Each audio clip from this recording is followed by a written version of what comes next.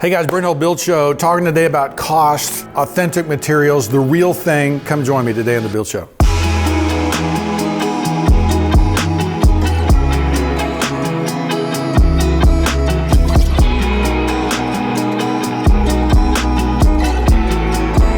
So in episode 16 of our podcast, done a number of months ago, we were talking about how to build and craft a city, okay? How to build, what makes a great city, what makes a great building. Here's something I had to say about it. The commoditization of the built form has created an architecture has become a slave to the manufacturing process.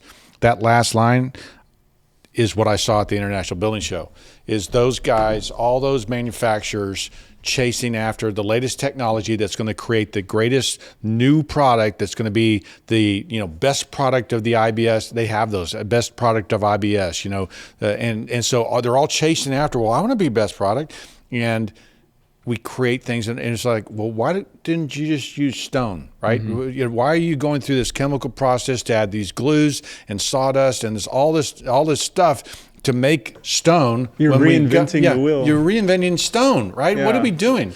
Well, it's a race to the bottom. It's crazy. It's crazy. And so you think about that with tile, you think about that with flooring and these snap in place things that you're just like, I think we're heading in the wrong direction. Mm-hmm. Which is the point for me in this conversation. I got some pushback when it went on to Instagram that, we can't afford you, Brent. I mean, you know what you're doing, but not everybody can afford the real thing. I kind of stopped and was like, wait, what does that mean? And I was confused because if you look at and you understand that a lot of these new materials are actually more expensive than the original. And so I wanted to break out some of these prices today and talk about cost, talk about value so that we can be building better and make better decisions.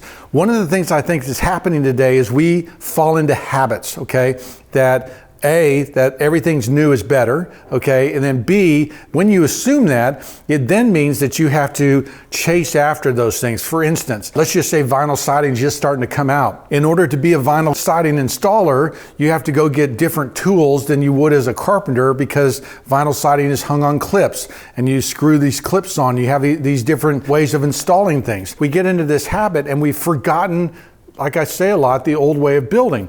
And if we take this siding example as a good example, I just called my lumber guy and just said, hey, kind of give me some prices of what's really going on. For a piece of 117 siding, which is the teardrop siding that we use on historic buildings, a 10 or 12 foot stick was $24. Cement siding was $17, okay, a little bit less. The composite, from the cheap stuff to all the way up to the good ones, was between $40 and $90, okay?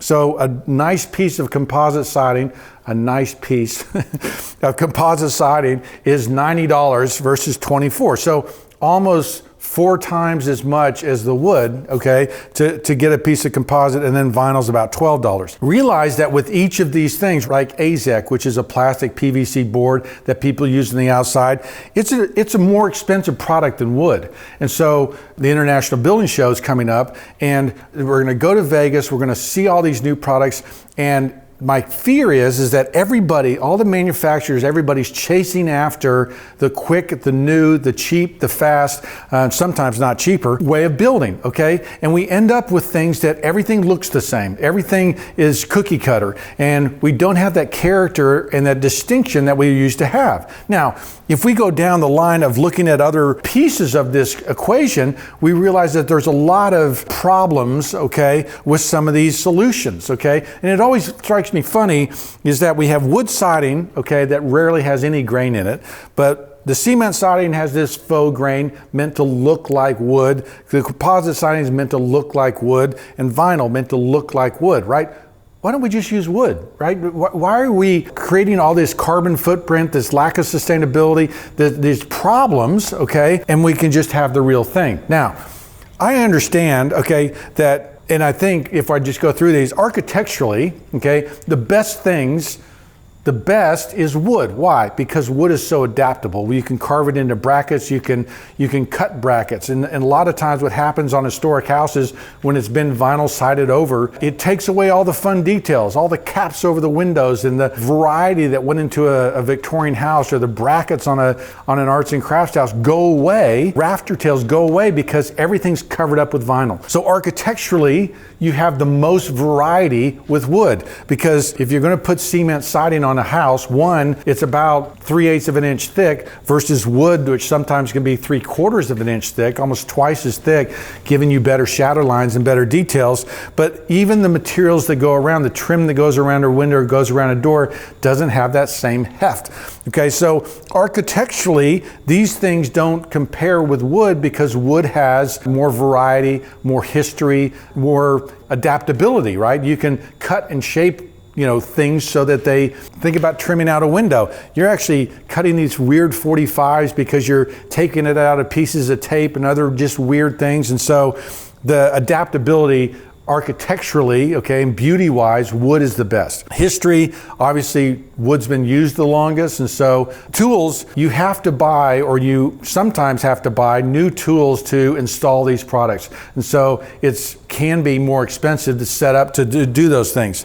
The carbon footprint, we know how bad PVC is, how it never rots, which is why I think people use it. So if we went down the reason people use it is because they don't have to paint it again, okay? And this idea that it's maintenance free. Nothing is maintenance free. You don't have to paint it again and it won't rot. Okay, so my rebuttal to that is, well, if we learned to pitch our window seals so they didn't hold water, and we put an air gap behind our siding before we stuck it to the zip board and did those things, we wouldn't have the peeling paint problems. We wouldn't have some of these problems that if we just learned to craft and we learned to build better, we would overcome these things. I just want to caution you to jumping in after a bunch of these fads and a bunch of these materials that, like asbestos, could be a problem years from now, right? Asbestos, when it came out in the 20s and 30s, was a revolutionary product because it didn't burn. It was fireproof,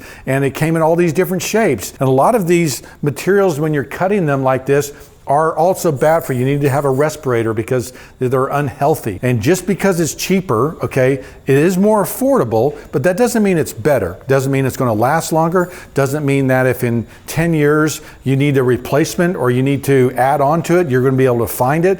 There are problems with going after that cheap material. And it's just like food, okay?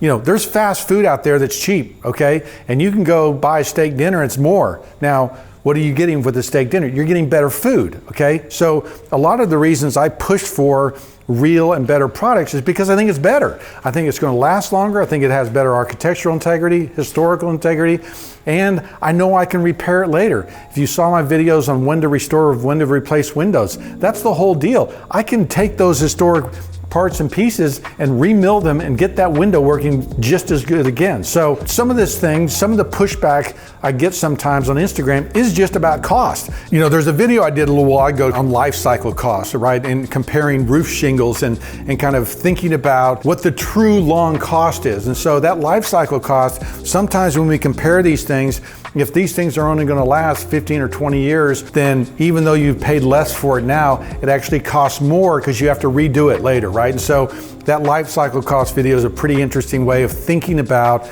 putting better materials in and making an evaluation based on cost. I want you to be practicing craft, getting better at what you're doing so that we can build better houses and build more long-lasting, more beautiful things. Be sure to watch that Passion for Craft podcast. That's our podcast. It comes out weekly, Spotify and Apple and everything else. We really dig into, what makes something great. We talk about 30A. We talk about building beautifully. So check that out. I'm Brent Hull. Thanks for watching.